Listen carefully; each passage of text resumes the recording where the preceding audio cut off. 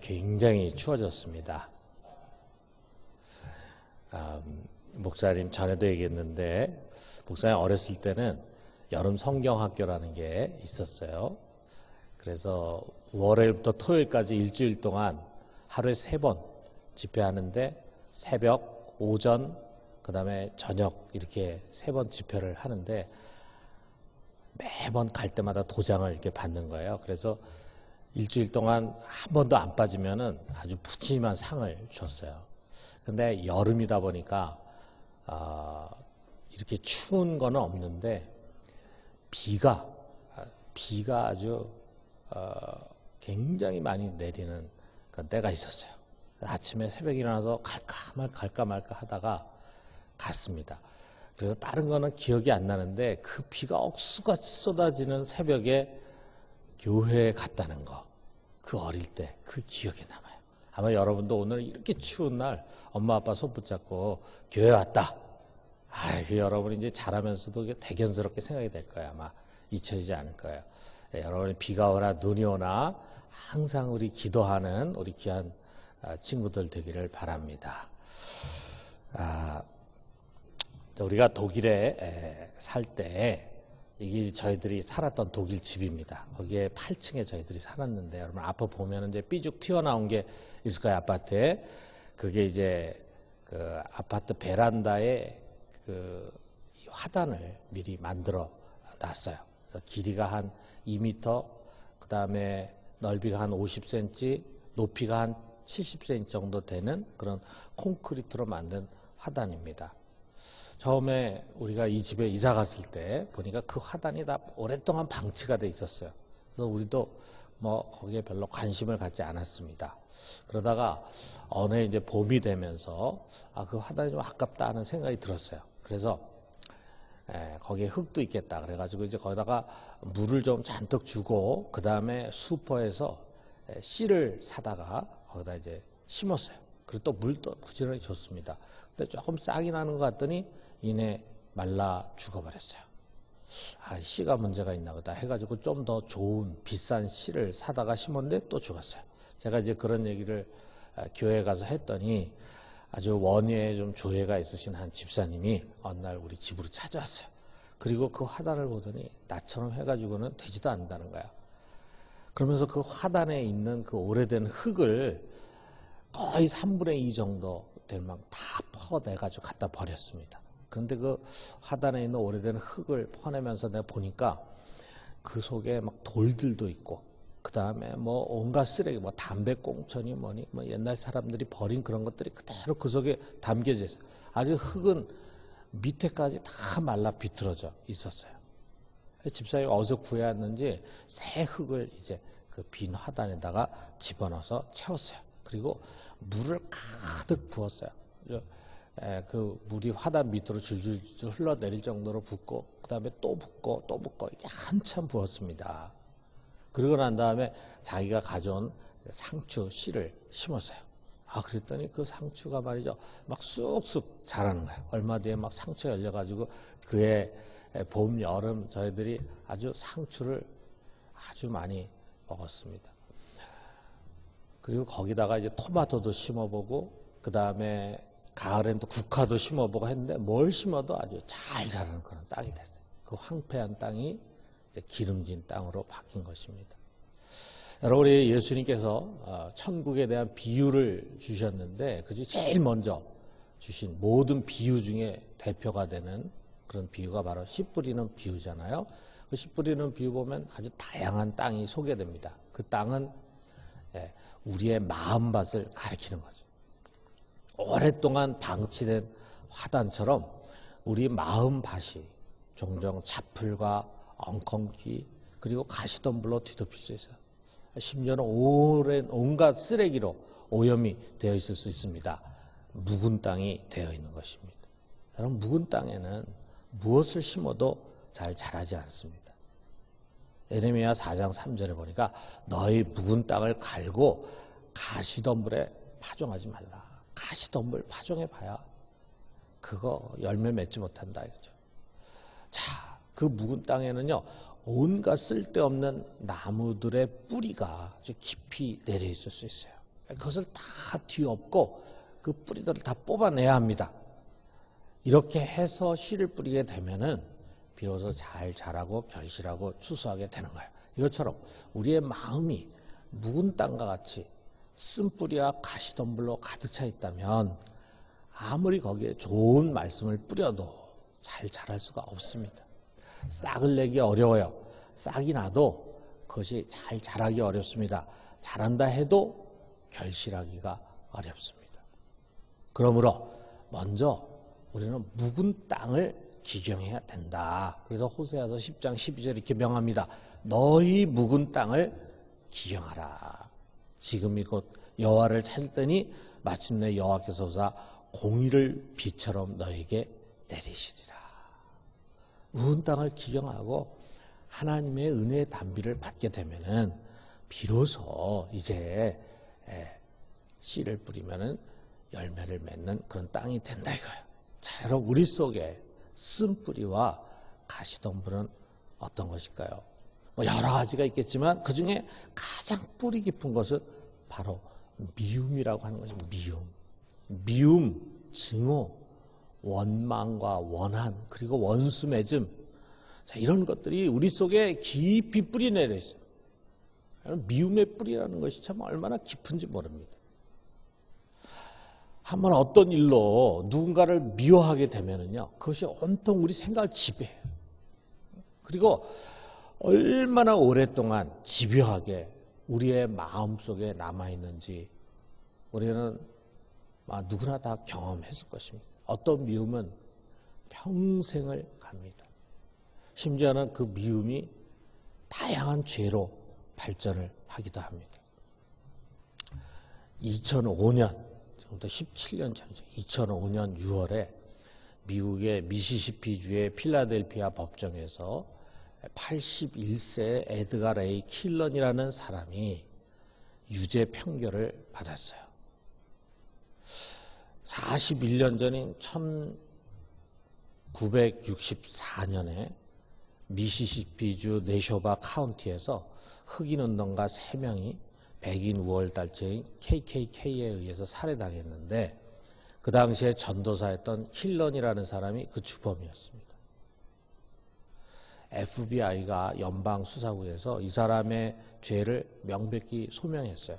그런데 한 배심원이 전도사에게는 유죄 판결을 내릴 수 없다. 이렇게 끝까지 고집하고 버티는 바람에 결국 그는 석방이 됐어요. 그리고 41년 만에 다시 재판이 열리면서 그에게 최종 유죄 판결이 내려진 것입니다. 이 사건은 1988년에 미시시피 버닝이라는 영화로 만들어져 가지고 유명해졌는데 독일에서는 그 영화 이름을 미움의 뿌리다 이렇게 불렀어요. 그 영화 전체에 이 흑인에 대한 백인의 미움이 아주 절절절 흐르고 있었습니다. 또 그렇게 미울 수가 없어요. 그 미움의 뿌리가 너무 깊어서 지금까지도 이 미국 사회에 치유가 되지 않았습니다. 저는 이 사건을 보면서 이 킬런이라는 사람, 여기에 가장 중심에 섰던 이 킬런이라는 사람을 생각했어요. 이 사람은 교회 전도사입니다. 교회 전도사였어요. 그는 교회를 섬기는 사람이다 보니까 기도하는 사람이었겠죠. 예배를 인도하고 그리고 성경을 가르치는 사람이었을 것입니다. 근데 동시에 그의 마음에 이 뿌리 깊은 미움이 자리 잡고 있었어요. 흑인에 대한 증오, 그리고 그 흑인을 돕는 백인에 대한 증오심, 이것입니다. 그리고 그 미움이 마침내 3명이나 되는 사람들을 잔인하게 살해하는데 앞장서게 했습니다. 우리 성경에 형제를 미워하는 자는 살인하는 자다 라고 하는 그 말씀을 그대로 보여주는 거예요. 자, 여러분, 이런 미움이라고 하는 거 우리는 어디서나 그것을 보게 됩니다. 그 미움은 어느 누구에게나 자리 잡을 수 있습니다. 무엇이 계기가 되어서 사람을 미워하게 되는 거예요. 때로는 그가 나를 무시했기 때문에, 내게 상처를 주었기 때문에요. 내게 손해를 끼치고 고통을 안겨줬기 때문에요. 때로는 그가 나와 너무 다르기 때문에 그의 성격과 기질이 마음에 안 들어. 그의 스타일이 마음에 안 들어. 심지어는 그의 외모가 다른다는 이유로 마음에 안 든다는 이유로 그를 미워합니다. 나에게 특별히 해를 끼친 것도 없는데 괜히 싫은 거예요. 미워합니다. 때로는 그가 흑인이라는 이유로, 백인이라는 이유로, 색깔이 다르다, 인종이 다르다는 이유로, 또 그가 민족이 다르다는 이유로, 또 그가 종교가 다르다는 이유로 싫어하고 미워할 수가 있어요. 정치 성향이 달라. 그것 때문에 미워해. 또 이념이 다르다는 이유로 증오할 수 있습니다.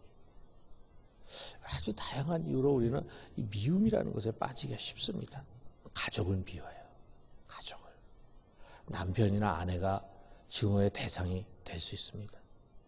자식이 왼수가 될 수 있어요. 부모가 가장 만나기 싫고 상대하기 싫은 대상이 될 수가 있습니다. 여러분, 이 가족에 대한 미움의 뿌리라는 것은 다른 여타의 사람에 대한 미움과는 다른 차원인 것 같아요. 이것은 참 깊고 치유되기가 쉽지 않은 것 같습니다. 교인들이 미움의 대상이 되기도 합니다. 교인들이. 잘 지내다가 아주 작은 일이 원인이 되기도 해요. 돈 10만 원 때문에 다시는 안 보는 사이가 되기도 합니다. 한쪽은 돈을 분명히 줬다 그러고 한쪽은 돈을 받지 않았다는 거예요. 진실 공방이 막 이어집니다. 근데 뭐 둘 사이에 일어난 일이니까 누가 그걸 알 수 있겠어요. 그런데 진실 공방에서 더 나아가서 이제 미움이 증폭돼. 이제 돈의 문제가 아니라는 거죠. 어떻게 저렇게 뻔뻔하게 거짓말을 할 수 있는가. 집사라는 사람이 뭐 이러면서 그러다 보니까 이제 꼴 보기도 싫어져. 벌써 미움의 뿌리가 마음속에 내려진 거예요. 그러니까 나이가 들다 보니까 뭐 주고받는 것에 대한 기억을 제대로 못할 수도 있잖아요.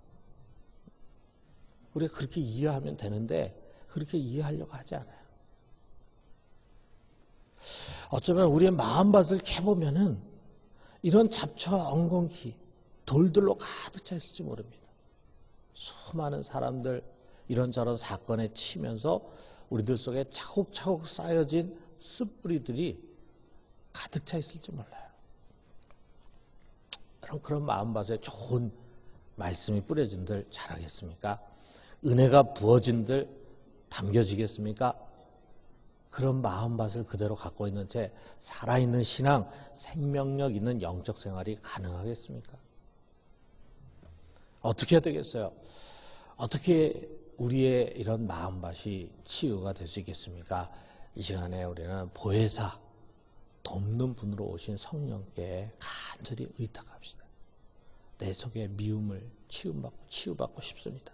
아주 뿌리채 것을 뽑아서 다시는 내 생각이나 입술로도 미움을 표현하지 않는 그러한 마음밭을 갖고 싶습니다. 우리가 이렇게 기도해요. 여러분, 이것은 정말 너무도 중요한 것입니다. 그러면서 우리의 눈을 예수님께 돌려봐요. 예수님 당시에 유대인들 속에도요, 이런 미움의 뿌리가 깊게 내려져 있었습니다. 그들은 사마리아인을 미워했어요. 이방인을 미워했어요. 또 자기들 사회 속에 있는 죄인들을 사람 취급하지 않고 미워했어요. 미워하는 사람들이 많았습니다. 예수님은 그 이유를 이렇게 말씀하십니다. 43절에 보니까 또 내 이웃을 사랑하고 내 원수를 미워하라 했다는 것을 너희가 들었으나 내 이웃은 사랑하지만 내 원수는 미워해라. 사랑은 같은 우리 유대인 동족에게만 하는 것이다. 유대 공동체 안에 들어있는 사람에게만 하는 것이다. 이런 그릇된 가르침이 그들의 미움을 정당화했어요. 그러나 예수님은 하나님의 참된 뜻을 가르칩니다. 44절에 이 말씀 하시잖아요. 우리 같이 한번 읽어봅시다. 나는 너희에게 이르노니 너희 원수를 사랑하며 너희를 박해하는 자를 위하여 기도하라. 44절.